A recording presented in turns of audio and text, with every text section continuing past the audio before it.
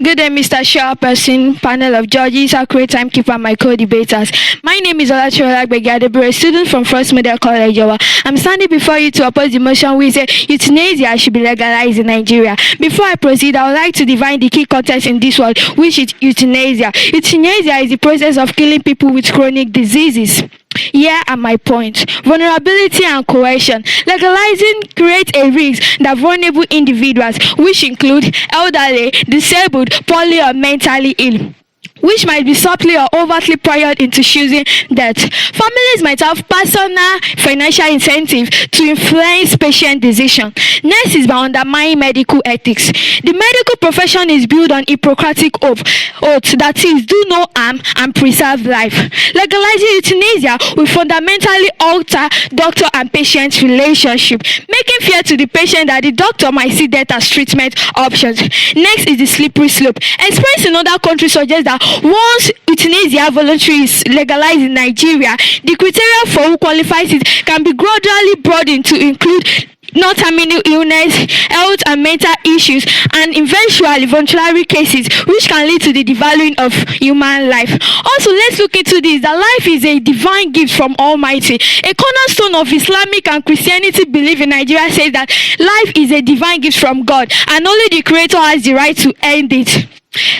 Legalizing euthanasia can be seen as the act of playing with God and violation of divine will. I think with these few points of mine, I'll be able to convince you that legalizing euthanasia in Nigeria should not be allowed. Thanks.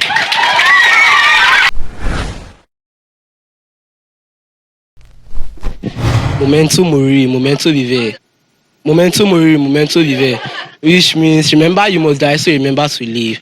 Good day, accurate timekeeper, chief judge, panel of judges, and the members of the audience. My name is Jaramla Timothy. I'm here to talk on euthanasia. What's euthanasia? Euthanasia is the killing of people who are suffering from an incurable and unbearable disease that can never be cured.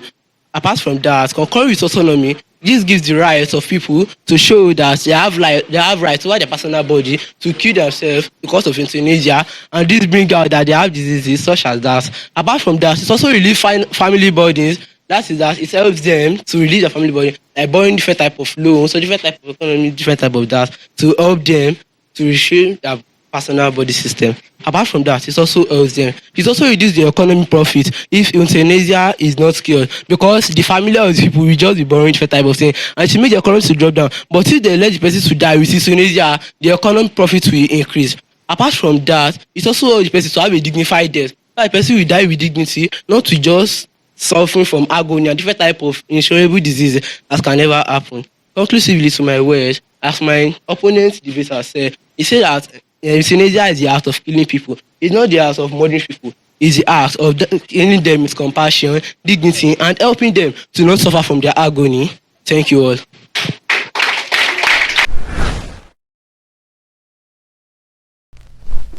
All protocols duly observed. My name is Okuma Asem, and I am here to add into the points my colleague has spoken on.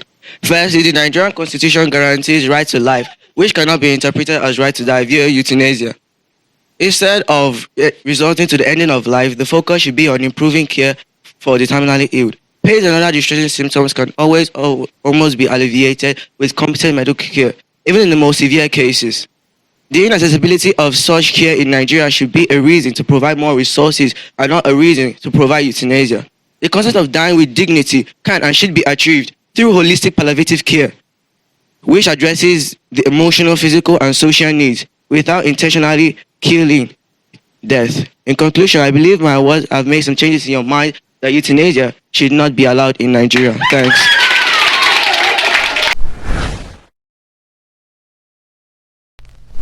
My name is Akrojala Marvelous, and I'm here to talk on the motion which says euthanasia should be legalized.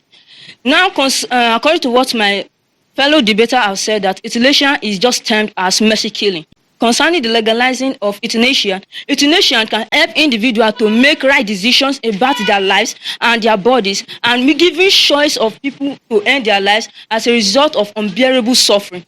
Though my opposite debater may say that as a result of that euthanasia should not be carried out as a result of the cost of palliative care, but we have to look at the financial implication of the euthanasia on family members. Many family members run into debt as a result of the cost of palliative care. The cost of palliative care or intensive care for people that are suffering from incurable diseases might cause debt upon them and be as a form of depression or burden of financial burden upon them. Euthanasia can also help to relieve pain, agony, and burden upon family members rather than unbearable suffering.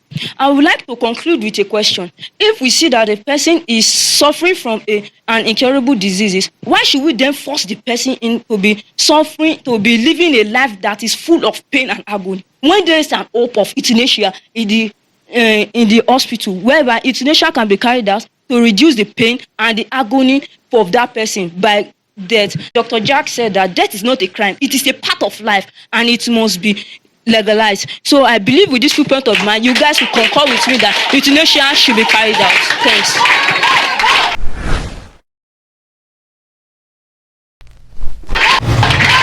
All right.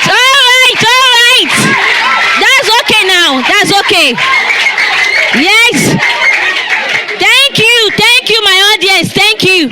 I think this debate is getting more interesting, right? Yes. Okay, at this time, I'm going to invite the first speaker to come and round up what they have for us this morning. I remain my humble self, when a society legalizes euthanasia, it shifts to the equation that should the person die, to whom is next. And in a country with fragile system of government, deep corruption, and sacred cultural values, legalizing euthanasia in the country would not end suffering, but only legalize abuse. Thanks. The second.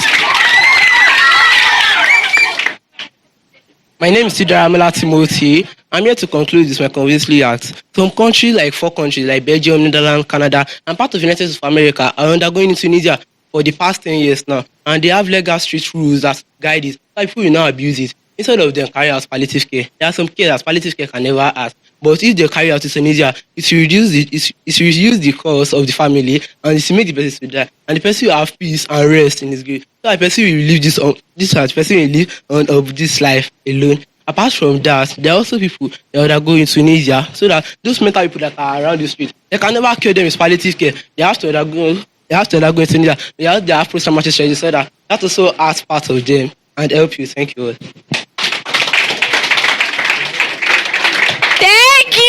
Thank you. This is so interesting. Please put your hands together for these debaters again. Put your hands together for them. Thank you. I think this is an amazing one. It's an amazing one. Good morning, students. Yes, before I come up with my final scores here, I must confess and show my sense of happiness this morning. In fact, for the 2 contestants, the 2 classes, they did very well. In fact, their composure, the way they talk. Please let us applaud them once again. Actually, one thing I would just say, based on their time, in fact, let us applaud them. They kept to their time. In fact, the JSS3, probably they've been rehearsing with their moms or dad's phones with the time at home, because they really kept to the time. And also, same to the SS1 student, they kept to their time. And one thing I would just say again to add to this is that this is just the beginning. You are still going further than this. And this is just the level of a foundation of preparation that you should not relent. Whether you're the first or you're the second, or you are the second or you're the first, please keep, going there. And I pray the Lord will help you in Jesus' name. All right, thank you. JSS3 has 26 score. The first speaker for SS1 has 17 mark overall.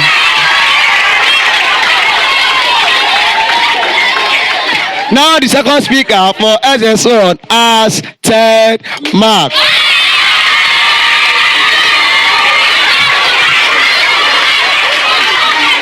So, oh no, Please conclude it.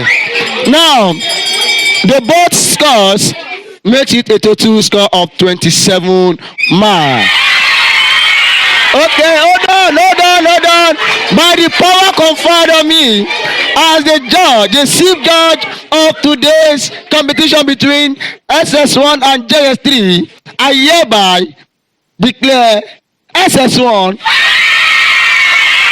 the winner.